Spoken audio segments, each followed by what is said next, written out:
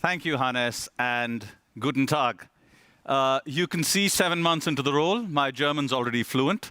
No, but seriously, before I expose my numerous shortcomings with the German language, let me move to talking about the German business. So it's my pleasure and honor to spend the next 45 minutes talking to you about where the German business is right now and where we're going. So without further ado, let me jump right into it. So where is the German business right now? I think the German business is in a really solid, good place. We've delivered reliable, predictable financials on the back of solid operations. And through this, and all of this, despite the fact that we've gone through a fairly large transformation, one of the biggest that I think any of the incumbents in Europe has gone through, the IP transformation, which gave us its own headwinds. And I'll talk in more detail about that. But where we are is a really solid foundation, a place that delivers solid financial results, a great experience, a really good brand, and a solid operation. Question is, where do we go from here? Now, this is a question I've been asked often within the organization over the last 7 months, and often in German. And so that leads to one of my favorite German words, Beschleunigung, by which we mean acceleration. And so the vision really for the next 4 years is to take the solid foundation and accelerate from there. What does acceleration mean? Accelerate in terms of building out the networks for the future, accelerate in terms of our revenue across consumer and B2B, but also accelerate in terms of our internal digitization, so that the combination of all of that creates an acceleration of EBITDA that self-funds the fiber rollout. And last but not least, use all of that accelerated EBITDA, allocate capital well, so that it's not just EBITDA, but also return on capital employed that accelerates. So it's a story of acceleration built on a solid foundation, which you can see has a lot in parallel with the way Tim was laying out the story for the group as a whole. So let me now dive in a bit into our performance and the solid foundation that I talked about. I'll start with just reflecting on some of the commitments we made in our last Capital Markets Day and how we've performed against those commitments. Now, the commitments were 2017 to 21, and the numbers you can see here are our actual reported numbers from 17 to 20. So as I talk through each of them, I'll also give you a flavor of how 21 is turning out. Let's start at the top with mobile service revenue. We committed to a 2% mobile service revenue growth. Our actuals 2017 to 2020 were 1.4%. When you take out the corona effect, it was actually about 2%. And as we look at 21, we're pretty comfortable giving us a tick on mobile service revenue. Let's talk about fixed service revenue. Here, our landmark strategic decision of actually going down the route of vectoring changed the game for us on broadband. So on broadband, we had committed a 4%, 3 to 4% growth. Now the reality is we're storming ahead of that. 4.6% delivered till 2020. Quarter 1, 2021, 6.4% broadband growth. So clearly vectoring is paying off in spades. If you look at our EBITDA commitment, we said 2% EBITDA growth. We've delivered 1.9% 2017 to 2020. That despite the headwinds from the IP migration, and I'll talk about them in a little more detail on the next slide. And 2020 itself also had the COVID headwinds. So our 2020 EBITDA growth rate was only 1.4%, which brought down our overall growth rate in this period. But when you look at Q1 2021, with a lot of the headwinds behind us and some of the headwinds of IP migration turning into tailwinds, you can see the acceleration. We grew at 3.4% in quarter 1, 2021. Cash, the last of those numbers, we said 4 to 5% growth. We've clearly nailed that at 4.8%. So financially, stable, predictable delivery. Let me talk a bit about IP migration, because I mentioned it earlier. Look, we are the only scale incumbent in Europe who's really completed the IP migration. This was a tough journey. What did the IP migration involve? Essentially, swapping out all our legacy infrastructure to put in an all IP network. Especially with B2B customers, this was also the effective equivalent of cleaning up your backbook. Now, we started in 2014, but it really peaked in terms of impact in 2018 and 2019. So in 2018, we had 700,000 line losses. 2019, 800,000. 2020, 200,000. 2021, an even lower run rate. The drag of this on revenue was about 100 million a year in 18 and 19. It's about 0.5%. Now, it went away largely in 20. You didn't see it in our results because COVID hit us at the same point. But when you start looking at 2021, you are beginning to see the release of that and the tailwinds coming in. So our service revenue, Q1 2021, grew by 1.7%. Now, the IP migration didn't have headwinds and effects just on revenue. It impacted cost as well. So installations peak because you've got to physically go there and change out the legacy network. Our installations are now down 30% from peak. And last but not least, and this I think will be the most telling factor for the future, the IP migration gave us the ability, and I think we're the only incumbent in Europe who has this ability now, to really build modern, technologically sophisticated products such as SDX, enterprise cloud communication, on top of our all IP network for our B2B customers. So solid financial delivery in the face of a tough IP migration. How have we achieved all of this? I think the core of a lot of this has been operational excellence. If you look at the chart here, we have seen complaints go down by 66%, a 20+% increase in first contact resolution. That's impressive. IT time to market going down from 18 months to 3 months. Add to that the fact that, and I've now worked in several incumbents, our IT infrastructure is amongst the most stable that I've seen amongst incumbents. What's the payoff of a lot of this? Record levels of customer satisfaction and record lows on churn. Further testament to our strategy of invest in the network, invest in service, good things will happen. And that's not just us saying it. You can see we won most of the awards possible in this space. So solid financials, tough migration handled well, delivery despite that, based on solid operational foundations. I'm going to close off the looking back with a quick sense of our other commitments, specifically the ones I didn't touch on earlier. I'd like to start by highlighting cost. It's a bit of a myth here that you can't take cost out in Germany. We reduced 1 billion in cost across GHS and Telekom Deutschland. We reduced our workforce by about 10,000 people between 2017 and 2020. So you can take cost out, you can drive efficiency in Germany. I then want to spend a few minutes on the ambers. So B2B growth, we said 500 million, we delivered 110. Correcting for Corona, we had about a 240 million impact of Corona, which was mostly lost roaming, as well as the big IT deals. We delivered 350 million. And I can always stand here and say, yes, IP migration was the rest of it. But cold, hard facts, I think we would have liked to have delivered more on B2B growth. And we'll talk about our plans going forward. The second area of amber I want to spend a few minutes on is fiber rollout.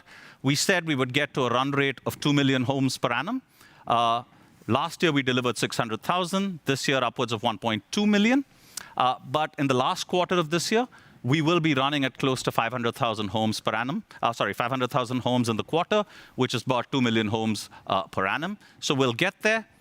But truth be told, we would have loved to have got there a little quicker. And the last area of amber is then our revenue delivery, where we said we would deliver 1% in growth. Reality, we've delivered flat revenue.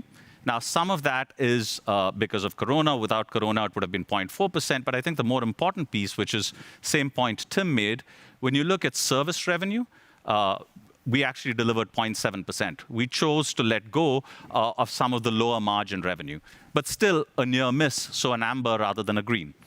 So that's the scorecard and the state of the past, a really solid foundation. Let's now start talking about Beschleunigung, or acceleration. I'm going to skip through the first slide on this. This is the slide Tim talked about in terms of the priorities. Our priorities are consistent with the group priorities. Let me dive into the heart of it and talk about acceleration on the network side. So network acceleration. Where are we on 5G first?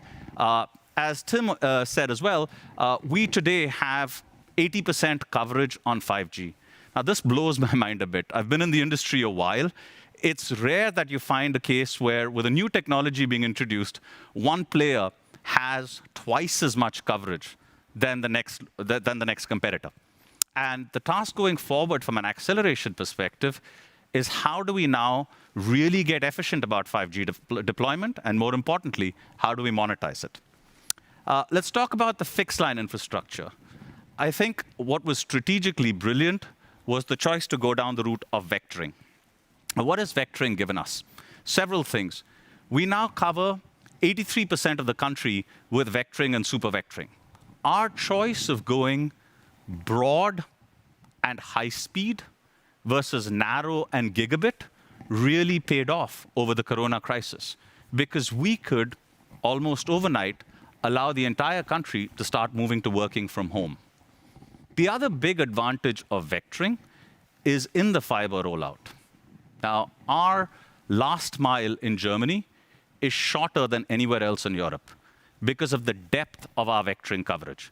So the last mile in Germany is 200 to 400 meters. That's a lot shorter than elsewhere. We'll come back to why it's still so expensive to roll out fiber, but the length of the last mile, and the shortening of that length was a huge achievement of vectoring. As a result, we have a copper network that can deliver up to 250 Mbps, and for a large number of customers already delivers more than 100 Mbps. That's different from a lot of places in Europe.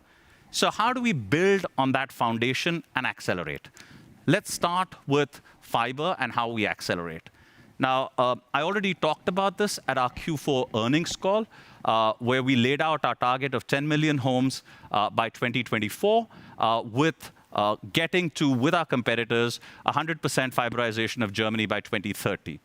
Now, since then, I've spoken to a lot of you, and typically there are three questions.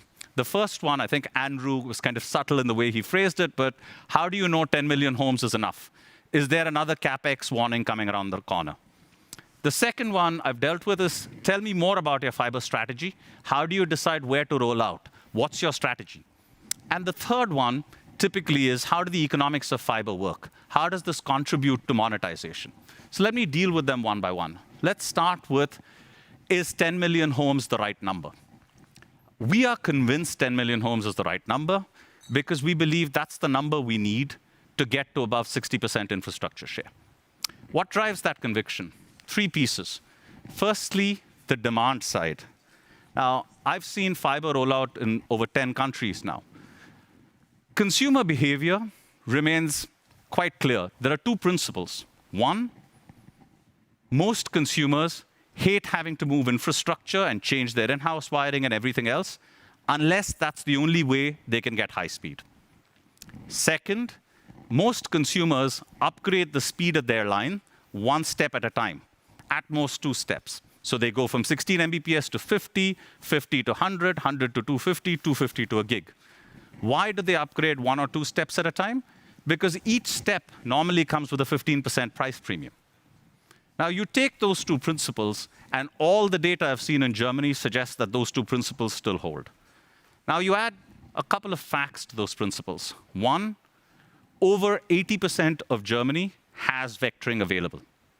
You take a second fact, which is that in our retail plus wholesale 25 million customer base, 80% of customers are at least 1 or 2 steps away from the peak speed that their line can deliver. What does all of that mean? For the next 4 to 5 years at least, a lot of the demand for fiber will come from the 20% non-vectored areas and the 20% in-vectored areas who have already reached the maximum speed potential of their line, which means there will be demand, but that demand will be focused in certain pockets, and that demand will grow, because what will end up happening is that more and more people will reach the peak potential of their line speed. But it will grow steadily there isn't a flood of fiber. There's a steady, nice growth in demand for fiber. And when we work through the math of all that, we come to the answer of 10 million lines will comfortably put us in a place of 60% infrastructure share, assuming people build in economically sensible manners to drive demand. There's a second factor which convinces me that 10 million is the right number, which is supply-side dynamics, and Tim referred to this. Germany, it's bloody hard to build out fiber. You have 2,700 different municipalities, and there's my favorite German phrase now, Genehmigungsverfahren, which is the process by which you get permission to build. That has to be negotiated with every single municipality at a local level. And by the way, the municipality doesn't necessarily always give you permission to do micro-trenching. In most cases, not. Almost never gives you permission to do overhead. What you get permission for is Tiefbau, which is expensive and takes time. So it takes time to scale fiber in Germany. Now, you add to that the fact that construction capacity is pretty limited, and scaling fiber in Germany is a lot harder than what I call fiber to the press release. So there are a lot of people doing press releases on the amount of money they've raised and the rest of it. It's bloody hard doing that with 2,700 municipalities. We'll come back and talk about some unique advantages we have in that context. I think that supply-side constraint also makes me really comfortable that when we scale this machine to 2.5 million households, we will get 60% infrastructure share. Last but not least, every good plan has to have contingency to it. Now, our plan has flexibility, firstly because it's self-funded, but there's an important element of breathing room that we think is critical, which is external funding. Now, what do I mean by external funding? I mean raising external funds in a manner that we get as close to owner economics as possible, and raising external funds with a JV with as much independence that allows us to get off-balance treatment. What does that look like? Think KPN APG. We really like that model. Now, we're in quite progressed conversations on getting there, and that will come on top and give us capacity on top of the build-out we're just talking about. So hopefully that nails question one, why do I believe the 10 million number is right? Let's go to question two, which is how do we think about our strategy for rolling out fiber in Germany? In many ways, it follows exactly the same principles of supply and demand. Now, the way we think about Germany, firstly, is to start de-averaging it. Let's start with the quadrant on the top left here, which is areas where we have an FTTC network and there is fiber competition or coax competition, more likely. This is typically in the large cities, so the Berlins, Hamburgs, etc. of the world. And here, also, a lot of customers live in the multi-dwelling units. So how do we decide where we roll out here? How do we actually scale this? We start with the supply side. So the most important thing here is to absolutely make sure that you get the municipalities on site. Berlin, great case in point. We committed to rolling out 1 million households in Berlin because we have a deal with the city where they have made massive improvements in their permission process. They have digitalized a lot of it. That helps take out cost. That helps cut time. We also look at making sure we get agreements with the multi-dwelling units so that we can put our fiber in there. Here, what has been achieved with the removal of Nebenkostenprivileg is massive because it suddenly changes our ability to get into these buildings. Obviously, the other factor we look at here is how utilized are these customers, to what extent do we see demand as people are getting close to top speeds. And again, in a lot of metros, that tends to be quite high depending on the area you're looking at. So that's how we think about the first set. Now, in the first set, these are not just kind of empty concepts. We've evaluated and started now declaring our plans by city. So we declared 1 million in Berlin. We will do 1 million across Frankfurt, Hamburg, and Düsseldorf. And we're now laying out detailed plans per city. Let me now go to the next quadrant, which is the top right. Now, this is areas where we have FTTC, and there is no alternative infrastructure. Now, these areas are very different, and there's a lot of distribution in these areas, because they range from the outright rural to just outside a city. And therefore, there is a massive deviation in the cost to cover here. So it can range from 900 euros to 5,000 euros in these areas. How do we decide where we go here? What do we do here? Again, the same supply and demand side factors. So let's start at the supply side. Freiburg is a good example. Really good cooperation with the city council helped bring down the cost to build. Other factors we consider here, clearly the most attractive areas in this quadrant are ones with the lowest cost to cover. So we proactively go ahead there so that we can prevent cherry picking. Now, these areas from 2023 onwards will also become available for subsidy, and we'll compete hard and win a lot of subsidies in these areas. Let's talk about the third quadrant here, which is the bottom right, which is kind of really rural. Now, this space, you have no FTTC and no competing infrastructure. It's the center of the government subsidization program. Let me give you some facts here. When you look back from 2013 to today, we have won above 60% of all the households that have been subsidized. In places like Bayern, our win rate's actually 80%. So we like the subsidy program. It's very sensibly structured, and we will continue competing and winning in this space. Now to the bottom left. This is pure market share gain territory, honestly, because here we're in a place where there is competing fiber or coax infrastructure. We don't have FTTC, and our shares are quite often lowest here. How do we attack this space? Again, supply and demand. Good way into supply, partner with a local utility. Example, Glasfaser Nordwest, where we're working with EW Etel to build out here. But there are other options and models as well. The other thing we're looking at is if the costs are low enough and there's high enough utilization here, let's go for it and overbuild, right? And the worst case or the last resort is we will hold by and continue to provide our customers with this. So I hope that gives you a sense of how we think about de-averaging the German fiber monster, right? And how we think about going about it. The one thing in common with all of these is the way we approve projects and commit to building. Every project has to deliver greater than the hurdle rate of return or the hurdle IRR, which is 7.5% 7.5% pre-tax. What that means is our average is not 7.5%. That's the minimum. Our average is clearly north of that. So that gives you some sense of how we think about the different de-averaging of fiber. Let me go to the third question, which was how do we think about economics of fiber? Three big factors driving the economics of fiber: ARPUs, utilization, and Capex. So obviously a fourth, which is market share gain, which we will have in some areas, but I'm going to focus on these three right now. Let's start with ARPU growth in retail, right? Now, our retail ARPUs have followed the earlier principle I was talking about, which is customers upgrade one step at a time. And as we rolled out more and more vectoring, people moved out from 16 to 50. That's why we saw a 5% ARPU growth from 18 to 20. As we roll out fiber and add to that infrastructure, it will fuel the ARPU growth.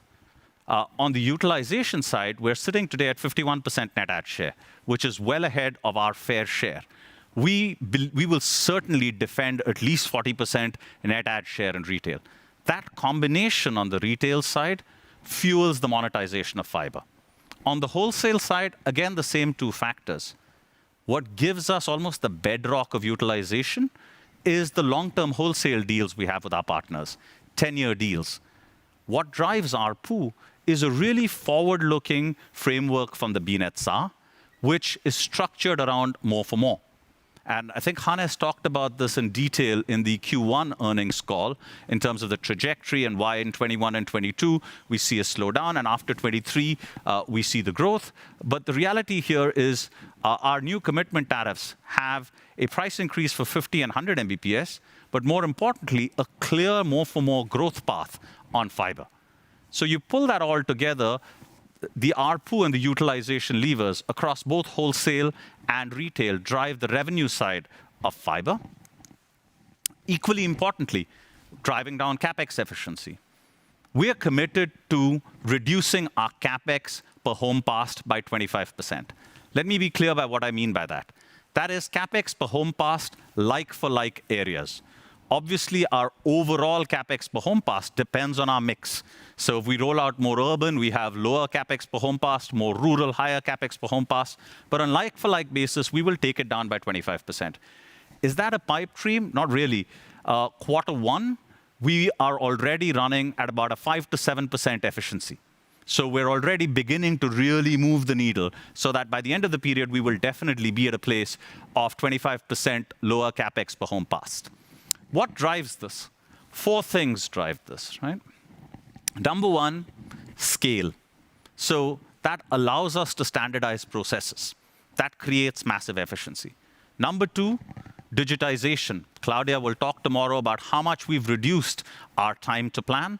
But digitization across the fiber factory is a very powerful tool, including with things like T-cars, which allow us to map out an area before we go into that and give us a reliable sense of Capex. Right? The third big factor here is what our scale gives us in terms of committed relationships.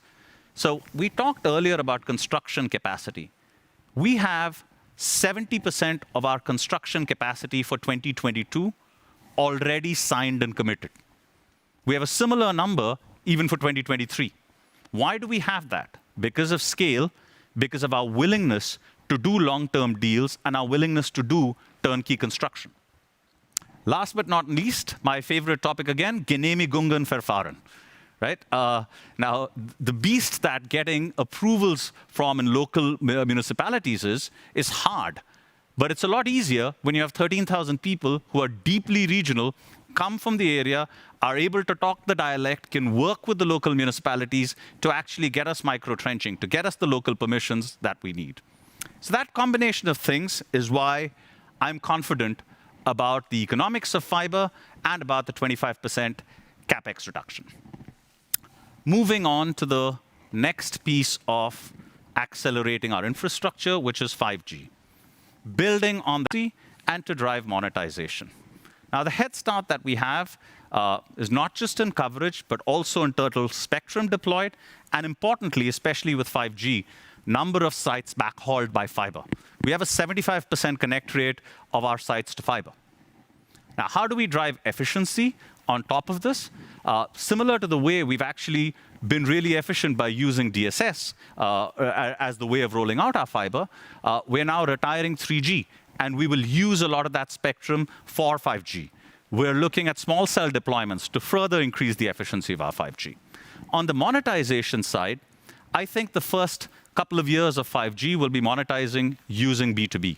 I think there's order of magnitude a low 3-digit million number in terms of the size available as opportunity for us to go after with IoT, with campus networks, and I'll come back and talk about that.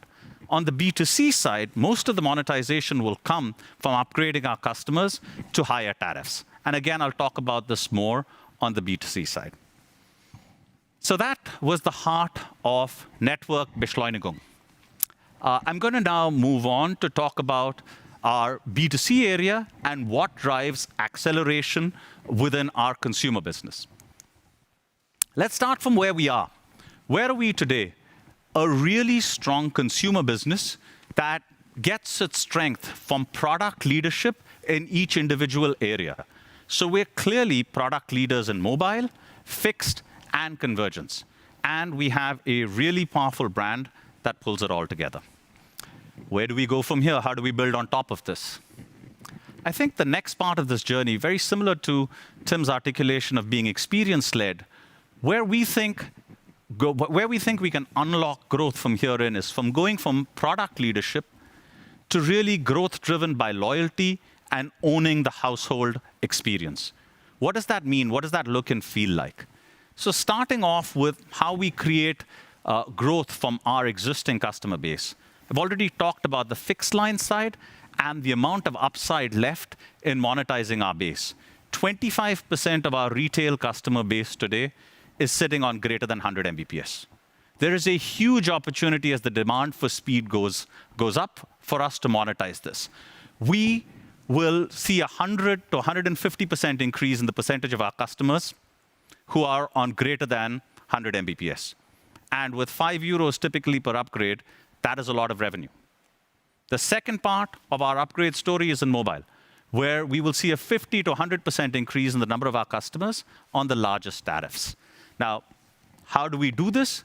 We can learn a lot from the playbook in Europe, in the DT European countries, who've successfully driven a more for more, including an accretive ARPU strategy, by really managing channels well rather than by discounting. I'll come back to this theme in a minute when we talk about convergence. But the important thing is this not just gives us more revenue, but you can see with the chart on the left, it gives us significantly happier customers. And that's a big part of creating growth through loyalty. The second part of the playbook for driving growth in consumer is convergence, is really beginning to own the household. Today, we have 11.6 million retail broadband customers. Let's take a finger in the air. That probably means 20 million SIMs in these households. 5 million of them are Magenta. Gives you a sense of the opportunity available for us on convergence.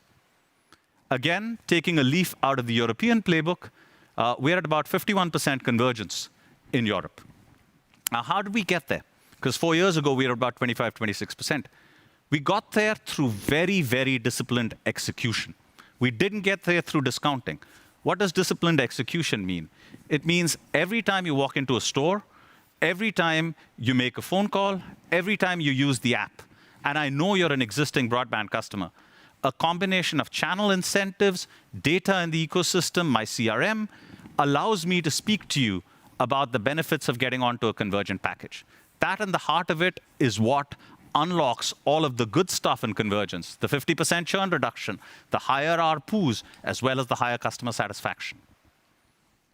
Now, that's very much the first two steps, or as Tim would say, the horizon one of this. Equally important is now binding this together in a true converged product experience. I know Claudia's got a lovely video on this tomorrow, so I'll leave you just with the headlines of this. In the end, we own the three most important and sticky gadgets in a consumer household. The router, which decides where you get coverage, your TV with Magenta TV, and the mobile devices.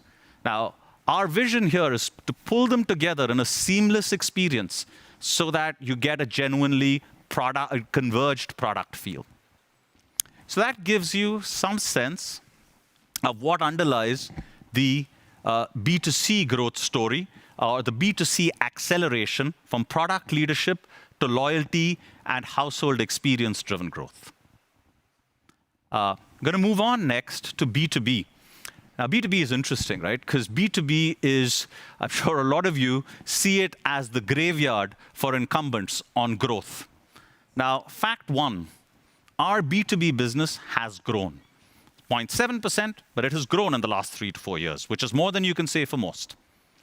It's grown despite the headwinds. It's 3 significant headwinds. IP migration, 100 million a year. Corona, 240 million. And we went through a difficult process of integrating a 2 billion euro TC business from T-Systems last year. Despite those headwinds and challenges, it's grown. Why? Because of an incredibly strong market position, really good distribution, good service, and a great network. Now, you put that together, and you get what's now a common picture, I'm sure, for you, a solid foundation on the basis of which we can accelerate. One of the biggest forces that's emerging for me in Germany now is the flood we're seeing of businesses beginning to digitize. Things like the European Recovery Fund, with 20% of it allocated to digitization, will only help. But we're seeing, especially post the pandemic, a huge push towards digitization. And there's a unique opportunity for us in B2B to be at the center of this. But rather than me talk about it, I think this video captures a lot of what I'm saying here better than I can. With that, can we play the video, please, on B2B? German businesses are digitizing more than ever before. From small to big companies, from startups to the public sector, from hotel to schools, they all need a trusted partner who can offer them the whole spectrum of digital solutions. And that's exactly why Telekom is the partner for digitization. With its integrated digital ecosystem, Telekom offers the right solution for all kinds of businesses. Die Telekom ist für uns ein sehr wichtiger Partner, der nicht nur nach außen Vertrauen schafft bezüglich der Datensicherheit, sondern uns auch aktiv bei allen möglichen Themen wie Hosting, wie Apple-Endgeräten, wie auch Telefonie und auch Vertrieb unterstützt. Mit dem Eye-Tracker haben wir die Möglichkeit, die Fahrzeuge auch schnell zu orten und der Produktion just in sequence zuzuführen, dass wir entsprechende Freiräume uns schaffen, nämlich dass wir uns auf unseren Kunden konzentrieren. Investing in public institutions and schools, we guarantee a fast and stable net with connectivity and hardware in socially relevant sectors. Also wir haben jetzt 5G im UKW-Campus, weil wir die Latenzzeit von der Diagnose zur Therapie maximal minimieren möchten. Das Herausragende an unserer Partnerschaft mit der Telekom ist es, dass wir hierbei mit einem global agierenden Partner auf höchstem Professionalitätsniveau arbeiten können, der eine eigene Sicherheitsinfrastruktur schon aufgebaut hat, die wir nutzen können. To benefit their needs, Telekom values partnership alongside the customer's vision. Ich glaube, dass wir auch in der Zusammenarbeit mit der Deutschen Telekom hier eine innovative Marktführerschaft erlangt haben, was das Thema Digitalisierung anbelangt. Seit 2014 arbeiten wir schon eng mit der Telekom zusammen und das gibt uns wirklich ein Gefühl, dass wir gut gerüstet sind für die nächsten Jahre der Digitalisierung. Alles aus einer Hand, rundum eigentlich der beste Partner, den wir uns wünschen können. With these digital solutions, Deutsche Telekom enables end-to-end digitization for all business customers. Secure, simple, and innovative. Thank you. I hope that gives you some feel of the speed at which this is moving in Germany and how central we are to making this happen. Now, especially post the IP migration, with our ability to offer services like SD-WAN, right? This does change the game. Now, a bunch of factors for me now convince me that this business is ready to accelerate from 0.7% growth to 2%. Number one was the digitization flood that I just talked about. Number two for me is the fact that the headwinds have turned into tailwinds, certainly with IP migration, and as we're seeing increasingly with Corona.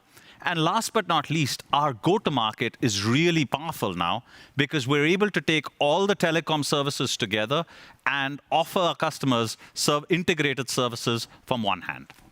So that is the story of why we believe in B2B acceleration. Now, having talked about the digitalization of our customers, I want to now talk about our own digitization. Now, we will look to substantially accelerate digitization in the next 3 to 4 years. Now, starting off with the front end, how do we think about digitalization at the front end? Now, at the front end, or customer facing, I think our strategy is actually really simple. It is bring together the best of digital with the best of the human touch. What does that mean? It means using digital to eliminate as many routine transactions, to eliminate as many faults proactively as possible. Tim already spoke about the 3,000 bots. We're putting in place now a tool called Magenta View, which gives you an overview of your entire relationship and is powered by AI. Tools like these help remove a large number of the routine inquiries, which then allows us to really invest in our people to solve those difficult problems which need a customized solution, which need someone to talk to you. Now, that said, the only way you can do that is incentivizing them right? I often say telcos sometimes are a bit bizarre. They first cause you a problem, and then they pay people to spend less time solving it for you, which is really what paying people based on average handle time really is, right? Now, with our people model, through dramatic digitization, what we can do is really take home the team of experts model that the US has designed and focus on solving customer issues, focus on incentivizing first-time resolution, first contact resolution. This combination of digitalizing the front end as well as combining that with people where we need them most will see a 60% first contact resolution, more than 200 million in savings over the next 4 years, and a growing customer satisfaction. That's sort of the front end story. But our view of digitalization is full stack. it's not just about the front end. The principles of digitization apply across the entire stack. Claudia will talk about that in more detail tomorrow, but it equally applies to the back end, it applies to our IT, and it applies above all to our network through disaggregation, cloudification, and automation. Let me just give you some quick sense of the way we think of the outcomes of this. Really strong outcomes on customer touchpoints, as I talked about earlier, app penetration, e-sales share, digital share. Very strong outcomes on the IT side in terms of a more agile, quick to react IT. And last but not least, at the heart of our business, cloudifying, automating, disaggregating our network. When you pull all of the digitalization stuff together, what's the payoff? Pretty impressive in the next 4 years. We will take out 700 million in indirect cost. Now, a lot of that will come through directly through the digital tools.